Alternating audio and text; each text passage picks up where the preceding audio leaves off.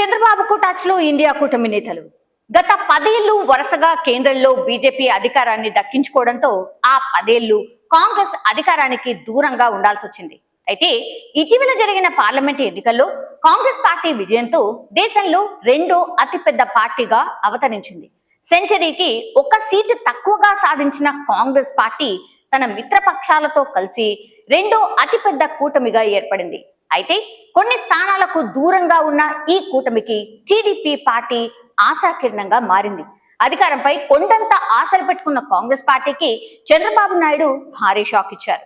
తాను బీజేపీ నేతృత్వంలోని ఎన్డీఏ కూటమితోనే కలిసి వెళ్తానని ప్రకటించారు.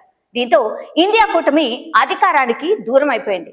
ఈ క్రమంలోనే కేంద్రంలో బీజేపీ ఎన్డీఏ కూటమి ప్రభుత్వాన్ని ఏర్పాటు చేయడం చకచకా జరిగిపోయాయి. అయితే సార్వత్రిక ఎన్నికల్లో బీజేపీ 240 స్థానాలు గెలుపొంది దేశంలోనే అతిపెద్ద పార్టీగా నిలిచింది. అయితే ఎన్డీఏ కూటమిలో బీజేపీ తర్వాత అత్యధిక స్థానాలు గెలుపొందిన పార్టీ టీడీపీనే. మొత్తం 16 లోక్సభ స్థానాలు తెదేపా గెలుచుకుంది.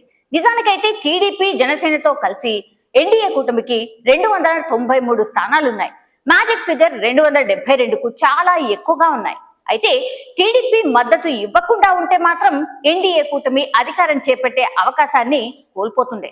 దీన్ని పసిగట్టిన ఇండియా కూటమి నేతలు శరద్ పవార్, కేసీ వేణుగోపాల్, డీకే శివకుమార్ ద్వారా చంద్రబాబుకు గాలం వేసి టీడీపీని తమ వైపుకు తిప్పుకునే ప్రయత్నం కూడా చేసింది. కానీ వారి ఆశలు ఫలించలేదు.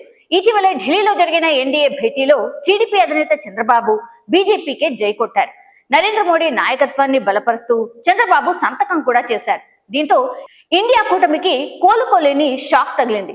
టీడీపీ తమ వైపు వస్తే అధికారం చేజిక్కించుకునే అవకాశం ఉందని భావించిన కాంగ్రెస్ ఆశలు ఆవిరైపోయాయి. ఇక జేడీయూ అధినేత నితీష్ కుమార్ కూడా ఎన్డీఏ వైపే నిలవడంతో ఇక ఇండియా కూటమి అధికారానికి దూరమైందనే వార్తలు వినిపిస్తున్నాయి. ప్రస్తుతం ఎన్డీఏ కూటమితోనే కొనసాగుతామని టీడీపీ, జేడీయూలు ప్రకటించాయి. కానీ భవిష్యత్తులో అవి మనసు మార్చుకుంటాయనే భావంలో ఇండియా కూటమి ఉంది.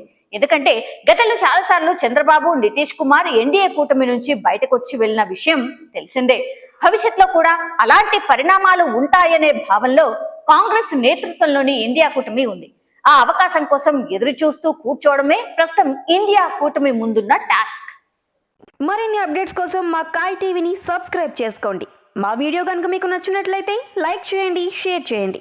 మీ విలువైన అభిప్రాయాలను కామెంట్ బాక్స్లో తెలియజేయండి.